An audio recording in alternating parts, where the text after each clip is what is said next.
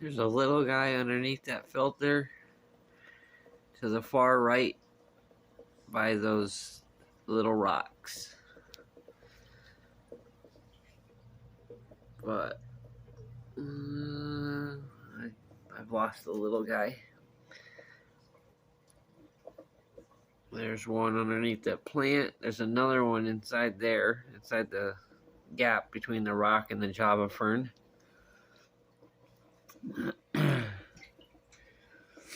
Trying to show the different stages that I have.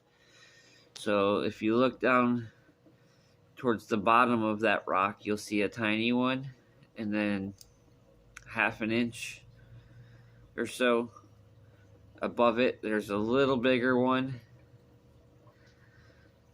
I would say they're about 4 to 5 days apart.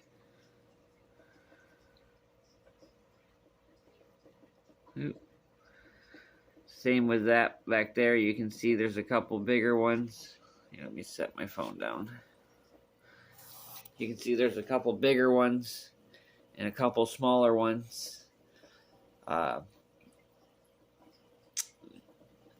The Cory's bred, laid the eggs. I had tons of eggs, but something was eating them. But thankfully a few hatched. And then I noticed they were trying to breed again, so I moved them back into this tank. She did, in fact, lay more eggs, and then I removed them, and I would say the majority of the second batch hatched. So far, I've been able to count 30. Now, I could have double counted one. I could have missed several because I can't see completely 100% of this tank with the way it's set up. It's kind of sandwiched in between a 40 breeder and a 55. I mean, there's a little gap in between it, but not enough that I can get my head back on the side of it to look. But yeah, this is, I don't even know what day it is, but everything is going great with the fry. They're growing. I've been feeding them live foods, banana worms, Walter worms. I've thrown some vinegar eels in here, even though they swim. And these guys aren't free swimming up into the open waters, but you never know. I've also been taking flake foods of different varieties and crushing them into a powder and letting that sink. Like you can see, all that red is some krill flake. I also have spirulina flake that I've been crushing, and then just like a tropical flakes, tropical crisp. But yeah,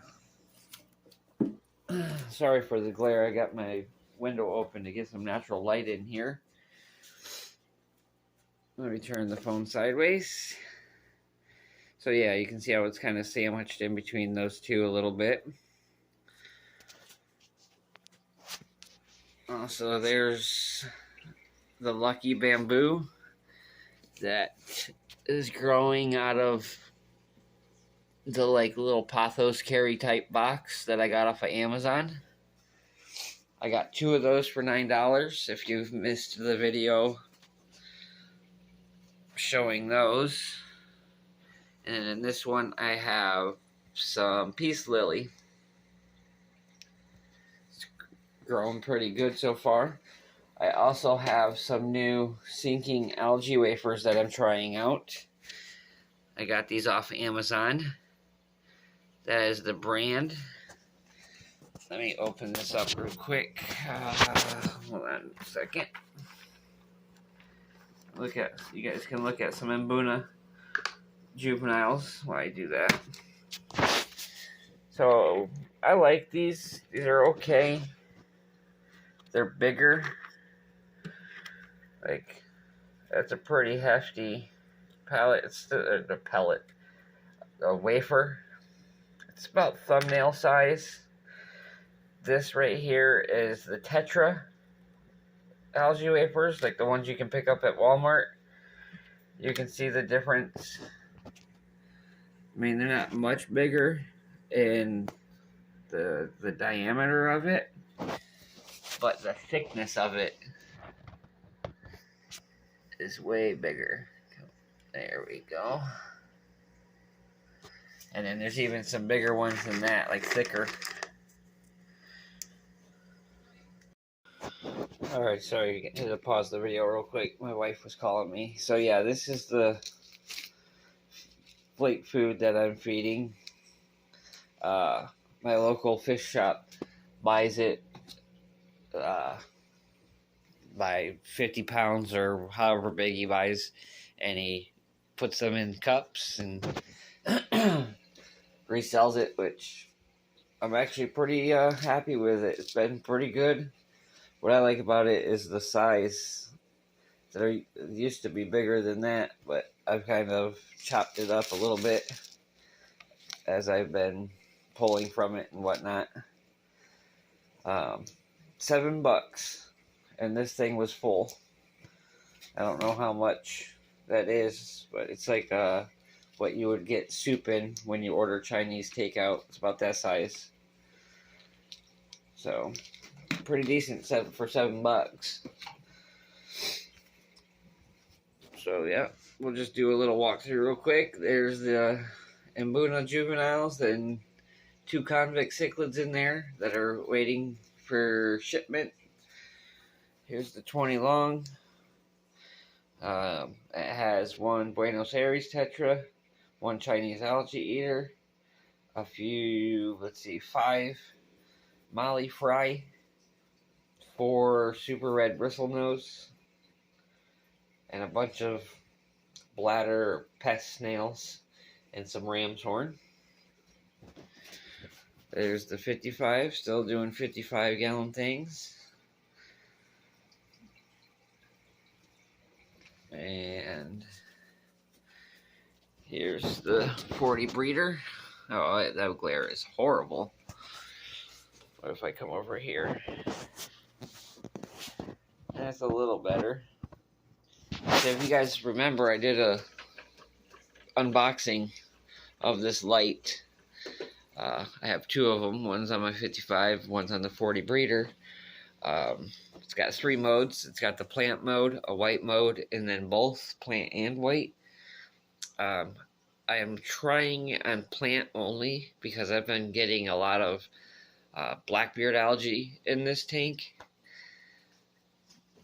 And I am assuming that it is from the light because I run my lights for a pretty good period of time. But yeah, you can see on the Anubias, it was covered in blackbeard algae. Even the one back there, some of the Ludwigia is covered in it. Some Java fern had it on. I did a soak with what was it? Hydrogen peroxide soak. So we'll see how that does on the Anubias and whatnot. But now I always forget the name of that micro sword. I could be wrong, but it's covered with the blackbeard algae as well. So we're gonna see if toning down the light helps. So that's all the tanks in the fish room. Nothing's changed with the other 2 tanks. And I plan to do a longer up-close video of the wife's tank that I just rescaped. But I figured I'd just share real quick some progress. So, anywho, we'll check in a little bit later. Bye.